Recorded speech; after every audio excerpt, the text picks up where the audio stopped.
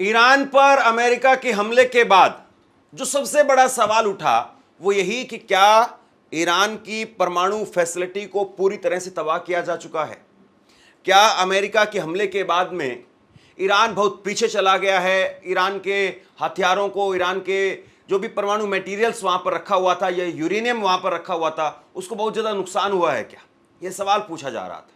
लेकिन इस सवाल का भी उत्तर अब सामने आ रहा है और इसके साथ साथ इंटरनेशनल एक्सपर्ट्स ने कई लेख लिखे हैं, कई आर्टिकल लिखे हैं अलग अलग जगह पर।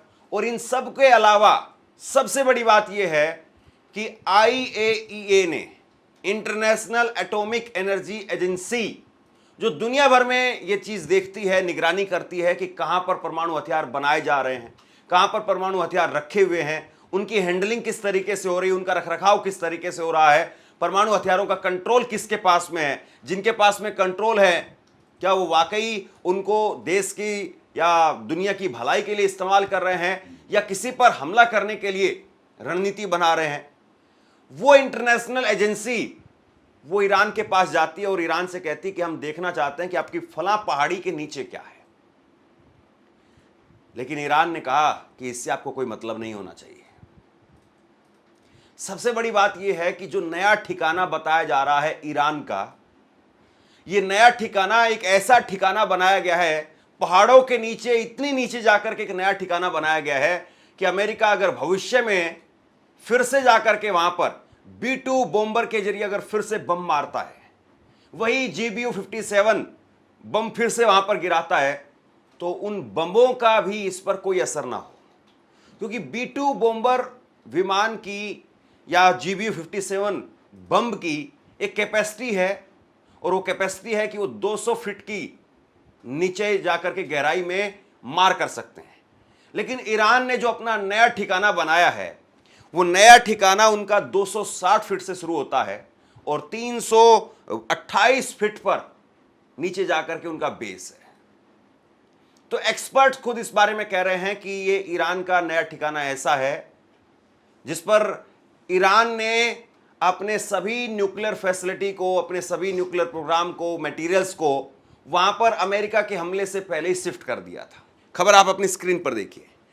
अंतर्राष्ट्रीय विशेषज्ञों ने दावा किया है कि इजराइल ने नतांज से कुछ ही दूरी पर कुहू ए कोलांग, गजला या पिकेक्स माउंटेन की ढलान पर 4 सुरंग खोदे हैं। प्रत्येक सुरंग 6 मीटर यानी 20 फीट चौड़ा है, 8 मीटर यानी 26 फीट ऊंचा है। और एक्सपर्ट ने सैटेलाइट इमेज के आधार पर बताया है कि ईरान यहां संभवतः 260 फीट से लेकर के 328 फीट की गहराई की एक न्यूक्लियर रिसर्च फैसिलिटी का निर्माण कर रहा है। दोस्तों, सबसे बड़ी बात यह है कि ये जो अब नया बेस तैयार किया गया है, ये नया बेस 20 फीट चौड़ा है और उसके साथ में 26 फीट की इसकी ऊंचाई है और 260 फीट जमीन से, 260 फीट जो सतह है वहां से 260 फीट से नीचे से इसकी शुरुआत होती है और 328 फीट तक यह बताया जा रहा है। तो यानी GBU-57 बम भी इस पर असरदार नहीं होगा। फारसी में कुहू का अर्थ पहाड़ या पर्वत होता है। कोहलांग का अर्थ गैती या कुदाल होता है। फारसी शब्द कुए कोलांग, गजला का अर्थ होता है गैती या कुदाल जैसा दिखने वाला पहाड़। अंग्रेजी में इसे पिकेक्स माउंटेन कहते हैं। कुए कोलांग, गजला शब्द को लोग ज़्यादा नहीं जानते हैं, लेकिन ईरान के परमाणु केंद्रों पर अमेरिकी हमलों के बाद में इस शब्द की चर्चा खूब हो रही है। अब कहा जा रहा है कि कुए कोलांग, गजला ईरान में पहाड़ का वो हिस्सा है जहां ईरान ने अमेरिकी हमले से पहले अपने एनरिच यूरेनियम को छिपाकर रख दिया था। फोर्डो, इस्फान और नतांज की चर्चा के बीच कुहू कोलांग, गजला या पिकेक्स माउंटेन एक नया शब्द है। अब सबसे बड़ी बात यह है दोस्तों कि इस पर जो रिपोर्ट्स आ रही हैं वो ऐसा नहीं है कि कई छुटपुट वेबसाइट पर रिपोर्ट लगी है या छुटपुट कहीं पर किसी अखबार ने इसके बारे में लिख दिया है या छुटपुट किसी एक्सपर्ट ने इस पर अपनी राय दी है। नहीं, दुनिया भर के अलग अलग भरोसेमंद, रिकॉग्नाइज्ड एजेंसी पर ये लेख जो है वो लिखे गए हैं, आर्टिकल लिखे गए हैं। द टेलीग्राफ की एक रिपोर्ट के अनुसार जब अंतर्राष्ट्रीय परमाणु ऊर्जा एजेंसी यानी IAEA के महानिदेशक ने ईरान से पूछा कि पिकेक्स पर्वत के नीचे क्या हो रहा है, तो ईरान का रूखा, तीखा और संक्षिप्त जवाब था कि इससे आपका कोई लेना देना नहीं है। IAEA के महानिदेशक राफेल ग्रोसी का सवाल इस माहौल में और भी वाजिब हो गया। हाल ही में अमेरिका ने B-2 स्टील्थ जेट विमानों से ईरान के फोर्डो और नतांज में स्थित न्यूक्लियर साइट्स पर हमला किया। अमेरिका ने इस पर 30,000 पाउंड के बंकर बस्टिंग बम गिराए। अमेरिकी राष्ट्रपति डोनाल्ड ट्रंप ने दावा किया कि इस हमले ने ईरान के परमाणु कार्यक्रम को नष्ट कर दिया। लेकिन ट्रंप के इस दावे को न सिर्फ अमेरिकी एजेंसियों ने बल्कि ईरान ने भी सवाल उठाया है। ईरान ने दावा किया है कि उसके एनरिचमेंट यूरेनियम सुरक्षित हैं। दरअसल अमेरिकी हमले से पहले फोर्डो न्यूक्लियर प्लांट के बाहर 16 ट्रकों की एक कतार देखी गई थी।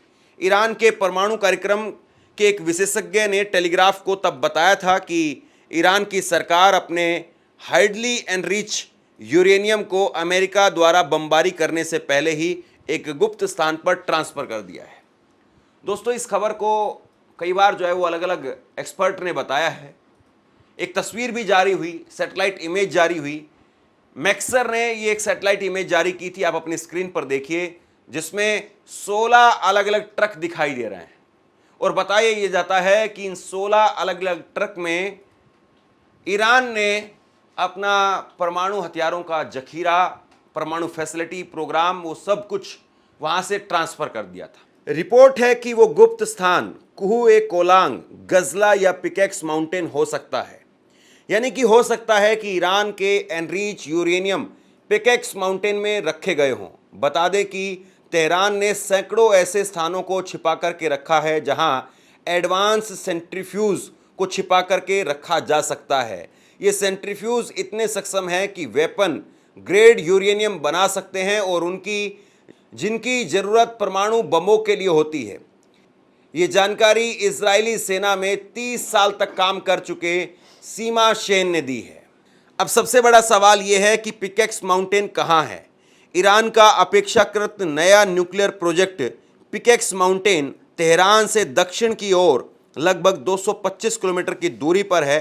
ये फोर्डो से दक्षिण की ओर 90 मील की दूरी पर है, लेकिन नतांज से इसकी दूरी कुछ ही मिनटों की है। इस साल अप्रैल में जब प्लैनेट्स लैब नाम की संस्था ने इस जगह की सैटेलाइट तस्वीर ली तो पता चला कि ईरान कुहू-ए-कोलांग, गजला या पिकेक्स माउंटेन में धीरे धीरे खुदाई कर रहा है। तस्वीरों से पता चला कि नतांज की दक्षिण घेरेबंदी से यह कुछ ही दूरी पर मौजूद है। सबसे बड़ी बात यह है कि नतांज में जहां पर अभी तक ईरान का परमाणु फैसिलिटी कार्यक्रम चल रहा था, उससे कुछ ही दूरी पर इस नए ठिकाने को बनाया गया है और इसकी जो निगरानी का काम है, इसकी सिक्योरिटी का काम है, वो IRGC यानी ईरान की रिवोल्यूशनरी कमांडर्स वो करते हैं इसकी निगरानी, वो इसकी सुरक्षा कर रहे हैं। और खबर ये भी है कि AP की रिपोर्ट में, एसोसिएट प्रेस की रिपोर्ट में कहा गया है कि James Martin for non professional studies द्वारा रिसर्च की गई तस्वीरों से पता चलता है कि इस पहाड़ी की ढलान पर 4 सुरंग खोदे गए हैं। इनमें 2 पूर्व की ओर हैं और 2 पश्चिम की ओर हैं। प्रत्येक सुरंग 6 मीटर यानी 20 फीट चौड़ा है और 8 मीटर यानी 26 फीट ऊंचा है। यहाँ पर चल रहे काम के पैमाने को मिट्टी के बड़े बड़े ढेर से समझा जा सकता है। माना जा रहा है कि ईरान संभवतः 80 मीटर यानी 260 फीट और 100 मीटर यानी करीब 328 फीट की गहराई पर एक न्यूक्लियर रिसर्च फैसिलिटी का निर्माण कर रहा है। तो वहाँ पर जो तस्वीरें निकल करके सामने आई है, पहले की अलग अलग सैटेलाइट इमेज को जब अब रिसर्च किया जा रहा है तो उसके हिसाब से पता चल रहा है कि वहाँ पर जिस तरीके से मिट्टी बाहर निकाल करके लाई जा रही है, उस मिट्टी से अंदाजा लगाया गया है कि कितना बड़ा या कितनी नीचे जा करके ये पूरा का पूरा जो है वो जखीरा तैयार किया गया होगा, ये पूरा ठिकाना वहाँ पर तैयार किया गया होगा। दोस्तों, याद करिए जब 1992 में ये कहा जाता है कि जब भारत का सोना गिरवी हो गया था, तब ये कहा जाता है कि एक जर्नलिस्ट ने ट्रक की फोटो खींची थी ट्रक के अंदर सोना रखा हुआ था, ट्रक जा रहे थे तब उनकी फोटो खींची और ट्रक आ रहे थे तब उनकी फोटो खींची। लेकिन इसका खुलासा कैसे हुआ था? बताया यह जाता है कि खुलासा हुआ था टायर के साइज को देख करके। जब ट्रक जा रहे थे तो उनके टायर का साइज वो कम दबा हुआ था, लेकिन जब ट्रक वापसी आए तो उनके टायर के साइज कितने दबे हुए थे।